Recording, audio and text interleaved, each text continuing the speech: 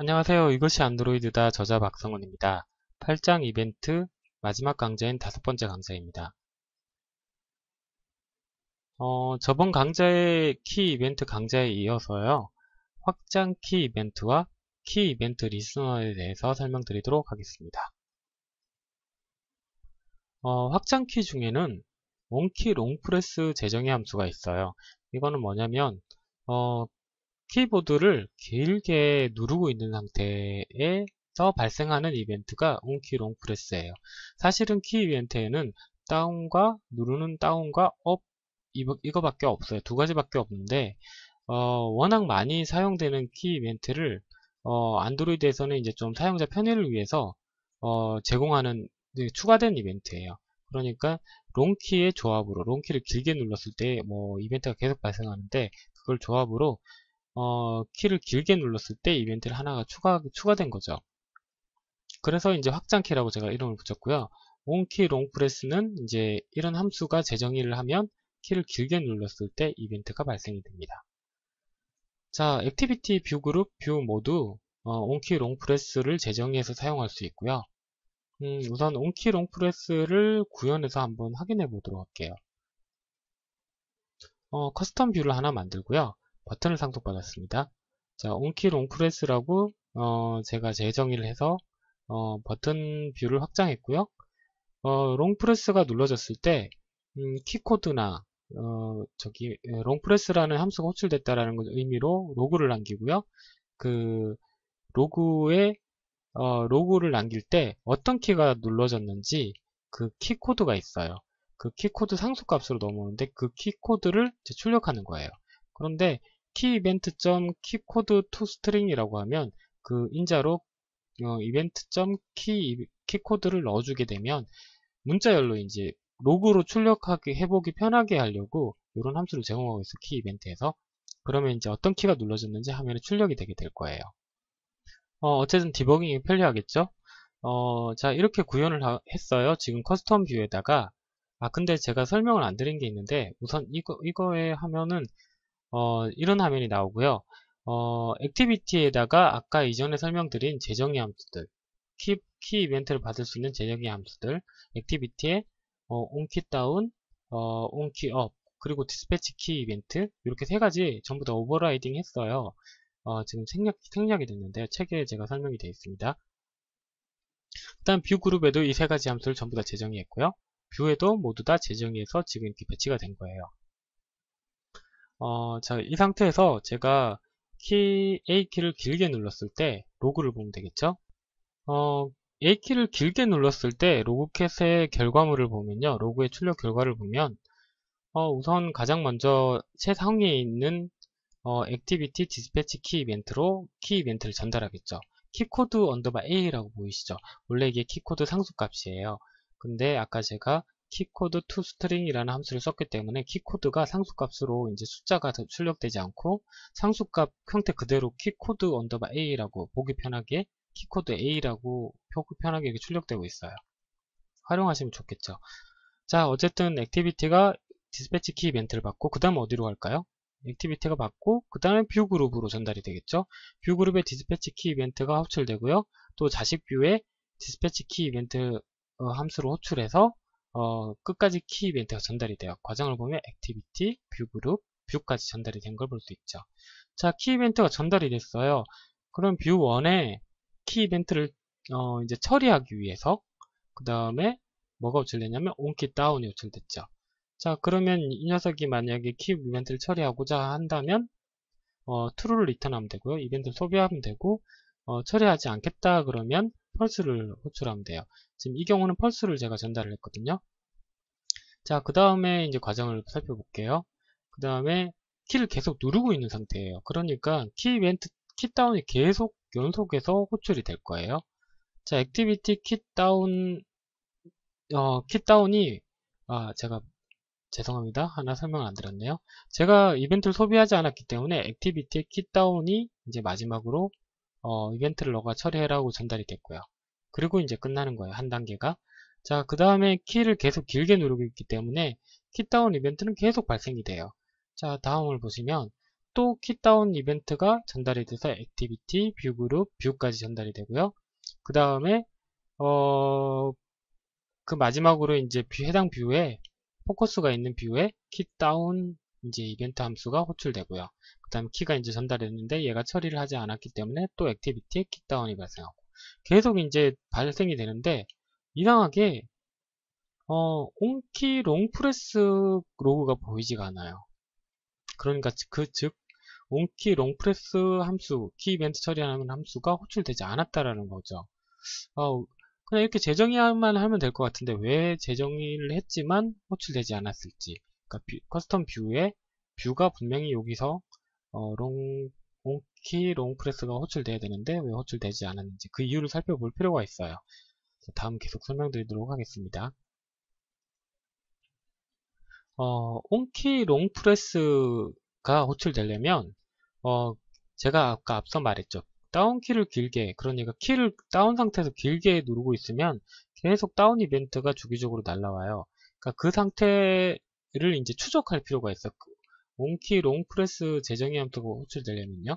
그러니까 다운 상태에 계속 다운 이벤트가 발생될 때 그 과정, 그 시간, 그 롱프레스가 호출되기 위해서 그 시간을 다운 이벤트를 계속 추적할 필요가 있는데요.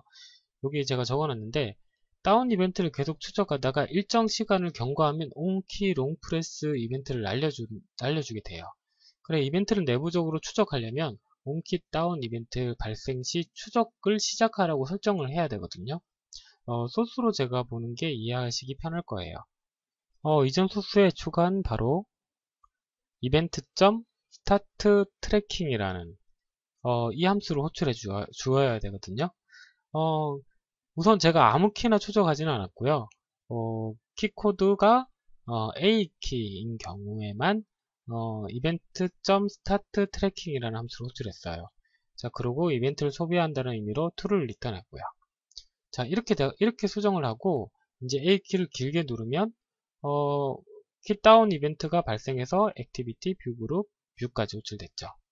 자, 근데 그러면 이제 이 상태에서 온키 다운이 키 이벤트를 처리하라고 뷰에 온키 다운이 호출이 됐어요. 자, 여기가 들어오게 된 거죠. 자, 키 코드가 A예요. 자, A이고 스타트 트래킹을 시작했어요. 이벤트 전달 함수 인자에 대한 스타트 트래킹을 시작했고요. 그 다음에 리턴을 true로 해서 이벤트를 소비해 버려야 돼요. 자, 소비했어요. 소비했으니까 제일 상위의 액티비티에 온키 다운은 전달되지 않겠죠. 뷰 스스로 이벤트를 소비한다고 true로 전달했기 때문이죠. 자, 보시면 액티비티는 이제 온키 다운 이벤트가 전달되지 않았습니다. 자, 어쨌든 이제 첫 번째 했을 때 트래킹을 시작했어요. 그 다음에 계속 키다운을 누른 상태를 유지하면요. 어떻게 되냐면 또 키다운 이벤트가 전달이 되고 계속 액티비티, 뷰 그룹까지 전달이 됐고요. 온키 다운이 결국은 이벤트 포커스 가진 녀석이 철회라고 전달이 됐어요. 그 다음에 이어서 뭐가 호출되냐면 온키 롱프레스가 드디어 호출이 되죠. 자, 그 다음에는 뭐 계속 키를 누르고 있다면 계속 키 다운은 호출이 되고 있는 거예요. 그런데 온키 롱프레스 이벤트를 사용할 때는 좀 주의할 점이 있어요. 제가 예를 하나 들게요. A키를 눌렀다 떼면 소문자 A가 출력되도록 만들고요. 그러니까 A키를 눌렀다 이렇게 떼면 키를 눌렀다 떼면 소문자 A가 화면에 출력이 되고요. A키를 길게 눌렀다 떼면 대문자 A가 출력되는 앱이 있다고 쳐요. 자, 그런 앱을 제가 만들었을 때 여기서 제가 잠깐 구현을 해봤어요. 자, 그러면 가장 먼저 온키 롱프레스, 그러니까 그 특정 키를 길게 눌렀을 때 제가 제안을 했는데 키 코드가 A인 경우, 그러니까 A키를 길게 눌렀을 때 A키를 길게 눌렀을 때 대문자 A가 찍힌댔죠. 그래서 제가 지금 이거 버튼 뷰인데요. 버튼을 상속받았죠. 버튼의 텍스트를 끝에다가 A를 출력되도록 만든 거예요. 간단하게. 자, A를 출력되게 만들었고요. 그 다음에 다음은 A키를 눌렀다 뗐을 때 소문자 A가 출력된다고 했죠. 그때는 키 업일 때, 그러니까 키가 떼질 때 소문자 A가 출력되게 만들었어요. 다시 정리하자면 길게 눌렀다 떼면 대문자 A가 출력이 되고, 그 다음에 짧게 그냥 눌렀다 떼면 온키 롱프레스가 발생을 안 할 테니까 업에서 소문자 A를 출력하게 만든 거예요. 이렇게요. 자, 이제 뷰 1에다가 포커스를 주고요. A키를 길게 눌렀다 한번 떼볼 거예요. 자, 길게 눌렀다 떼면 길게 눌렀다 떼면 대문자 A만 출력이 돼야 되죠. 근데 지금 뷰1 D에다가 제가 이제 어펜드에서 텍스트 내용을 붙였는데요. 대문자 A가 출력되고 소문자 A가 또 출력됐어요. 연달아 A가 두 개가 출력이 돼버린 거죠. 그래서 저희가 원하는 결과는 아니었어요.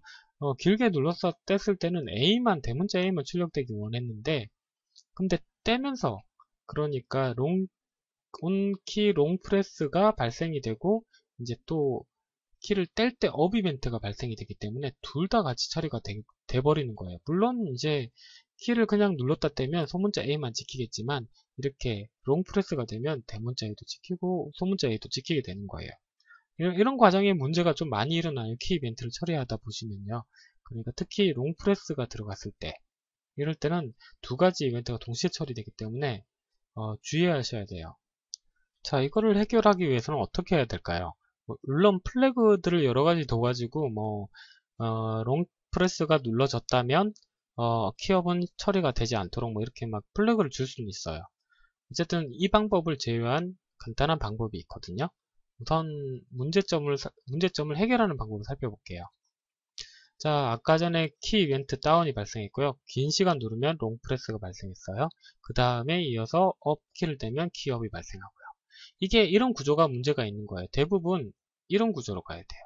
키 다운이 발생하고 키 롱프레스가 처리되는 거에서 어떤 특별한 처리를 하던가, 아니면 롱프레스가 아니면 이렇게 키 다운이 발생하고 키 업이 발생했을 때 처리를 하던가, 이렇게 한 번이 발생하든가, 이렇게 특히 이제 처리될 일은 얘 혹은 얘가 처리가 돼야 되는 거죠. 그래서 이렇게 연관지어서 순서대로 실행되게 하면 안 되는 거예요. 그래서 둘 중에 하나가 선택적으로 실행이 돼야 되는 거죠.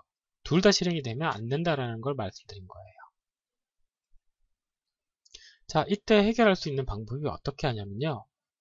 먼저 버튼의 키다운 이벤트에서 키코드 A가 이제 눌러졌을 때 온키 롱프레스를 감지하겠다, 추적을 해서 감지하겠다라는 의미로 이벤트.start tracking이라고 이제 함수를 호출하죠. 그 다음에 true를 리턴해서 이벤트를 소비하고요. 자, 그 다음에 온키 롱프레스에서 만약에 이게 호출됐다라는 거는 자기가 이제 처리를 할 거니까 키업에서 처리를 하면 안 되도록 만드는 거예요. 자, 어떻게 하냐면 똑같이 이제 키코드 A에 의해서 어펜드 이제 대문자 A를 찍고 난 다음에 return true라고 이벤트를 소비해 버려요. 그러면 어떤 결과가 생기냐면요. 키업에 영향을 주는데요. 키업에 호출됐을 때, 뗐을 때 지금 이제 두 가지 조건을 추가하게 되는데 event.isTracking, 그러니까 트래킹을 시작한 상태냐 물어보고 true인 경우에 event.isCancelled를 이제 검사를 해요. 이게 뭐냐면 취소되었는지 확인하는 거예요. 그러니까 이벤트가 앞에 롱프레스에 의해서 자기가 처리해버렸기 때문에 true로 리턴해서 이벤트를 소비해서 이제 자기가 처리해버렸기 때문에 이벤트가 취소됐는지 확인하는 단계거든요. 그래서 이 true로 리턴하면 이제 cancelled가 true가 돼요. 자, true가 되니까 이게 실행되면 안 되겠죠. 어펜트 소문자 A를 출력하면 안 되겠죠. 근데 이제 만약에 얘가 처리하지 않은 상태다. 그러면 펄스가 될 거거든요. 그래서 펄스인 경우에 소문자 A를 출력하면 됩니다. 그래서 이런 환경에 이렇게 그 키 이벤트가 키 다운, 키 롱프레스, 키 업, 그 결과를 처리할 두 가지 모두 다 이 흐름에서 전부 다 코드를 집어넣었다면 이런 흐름으로 만들어야 된댔죠. 그 조건이 키 롱프레스에서 이벤트를 소비하고 true로 리턴을 하고요.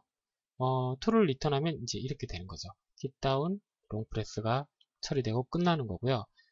만약에 펄스가 호출되거나 얘가 호출되지 않으면 이벤트는 캔슬된 게 아니기 때문에 이렇게 해서 키업이 처리하도록 이렇게 두 가지 조건을 붙여준 거예요. 이지 캔슬드 기억해 두시면 좋습니다. 복잡하게 플러그를 많이 두는 것보다 물론 플러그로 처리할 수는 분명히 있습니다. 근데 플러그를 많이 사용하게 되면 가독성이 떨어지고 프로그램 유지 보수가 어려워지죠. 그러니까 굳이 그렇게 할 필요 없이 이런 식으로 사용하는 게 정상적인 방법입니다. 이제 확장키 중에 또 하나가 더 있는데 onBack pressed라는 재정의 함수가 있어요.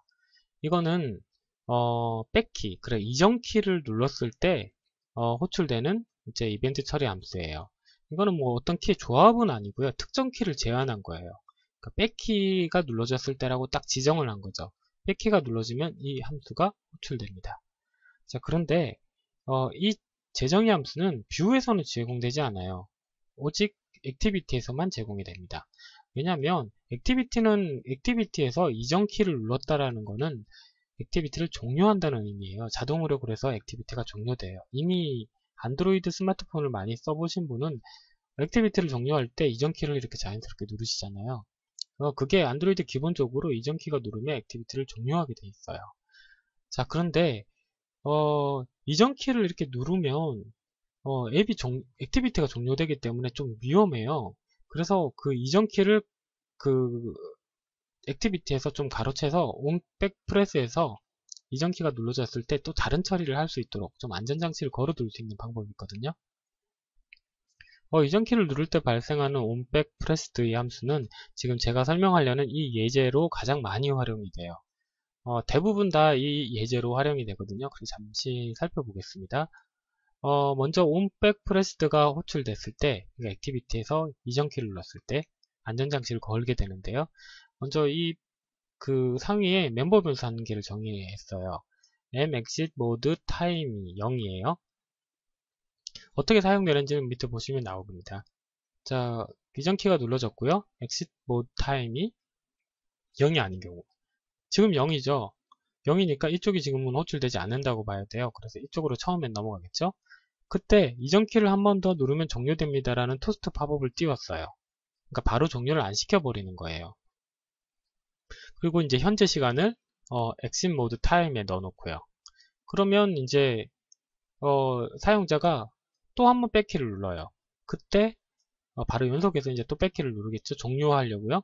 종료는 이제 안 됐어요. 백 버튼이 이제 이 토스트 팝을 호출하고 그냥 끝나버린 거예요.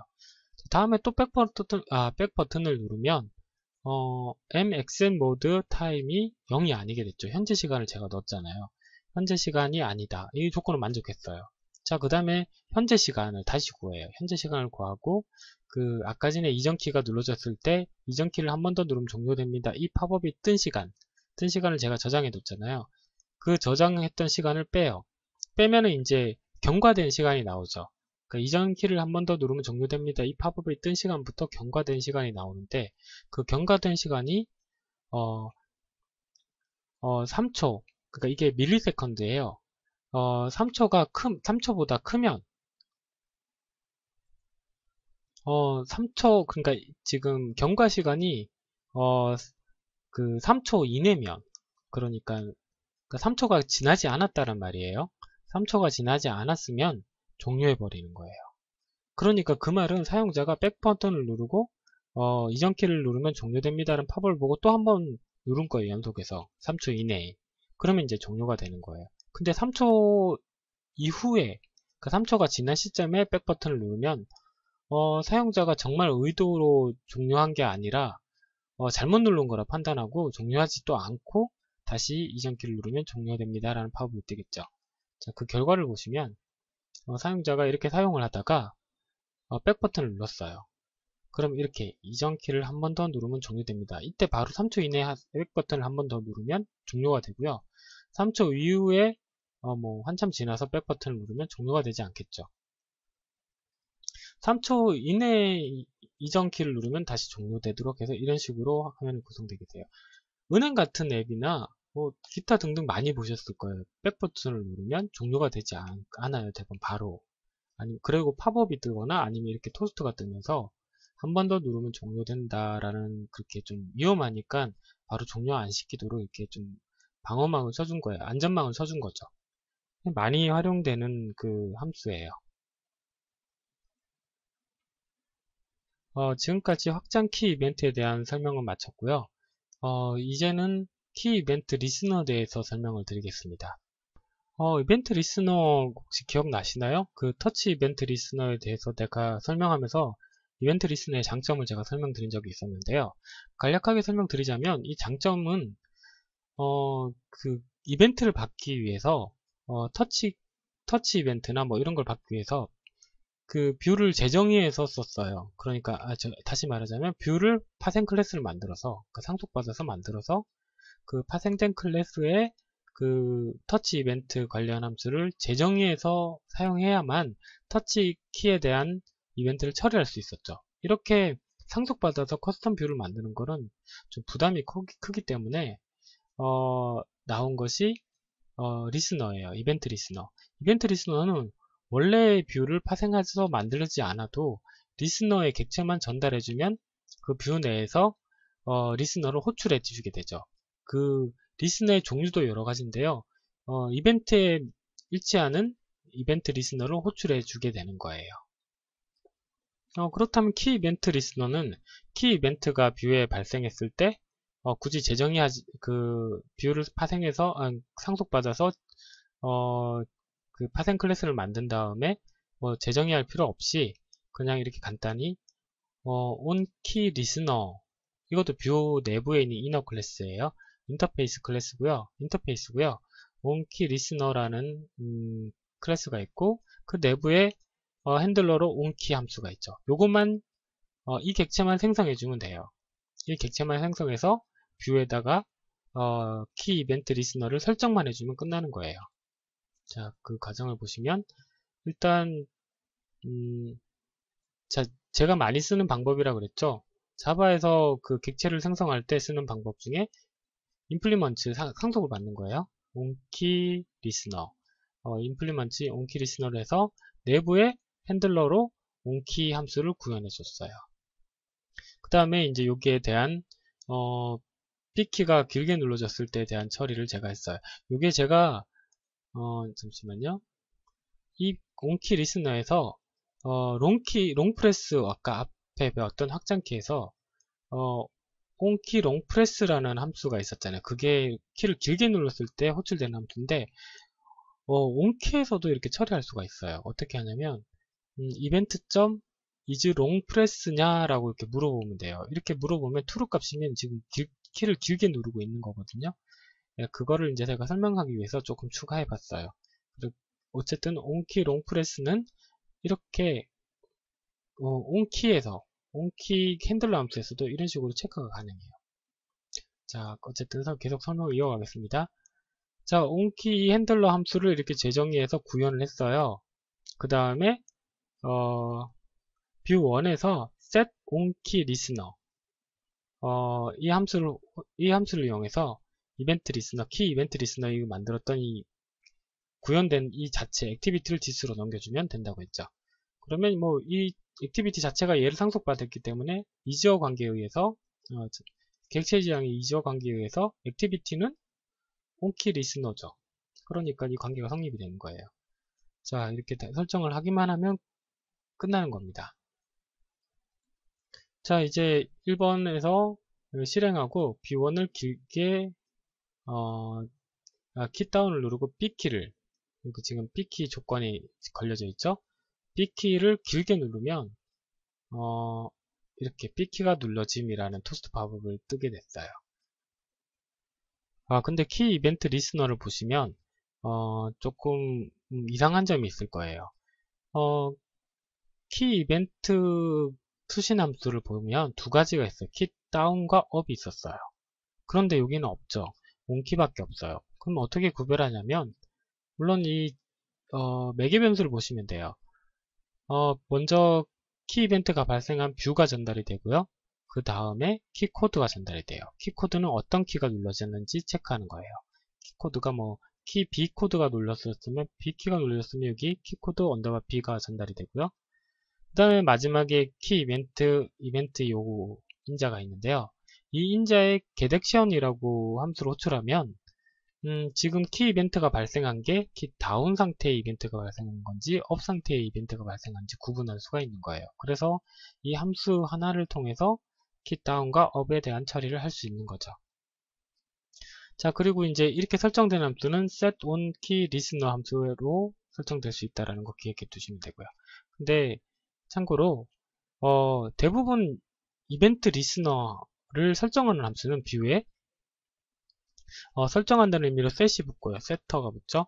set이 붙고 그 다음에 이벤트 리스너 이름을 이렇게 써주는 경우가 대부분이에요. 얘 그 이벤트 리스너 이름은 onKey 리스너잖아요. 그 뒤에 그대로 붙죠. onKey 리스너. 그래서 뭐 특별히 외울 필요도 없어요. set 치고 뭐 대충 유추할 수 있는 거죠. 그 세팅하는 함수를.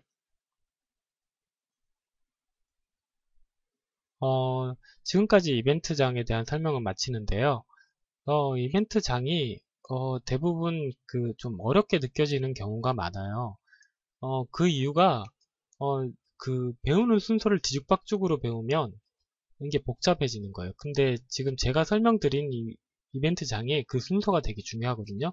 뭐가 필요해서 뭐가 나왔고, 뭐가 필요해서 뭐가 나왔고, 그러니까 기본적인 구조는 이런데 뭐가 어떤 문제가 발생했기 때문에 이런 게 필요하고, 리스너는 왜 필요하고, 이런 순서가 흐름의 순서가 중요해요. 그 순서대로 이해하시다 보면 오히려 되게 쉽게 느껴질 수도 있습니다.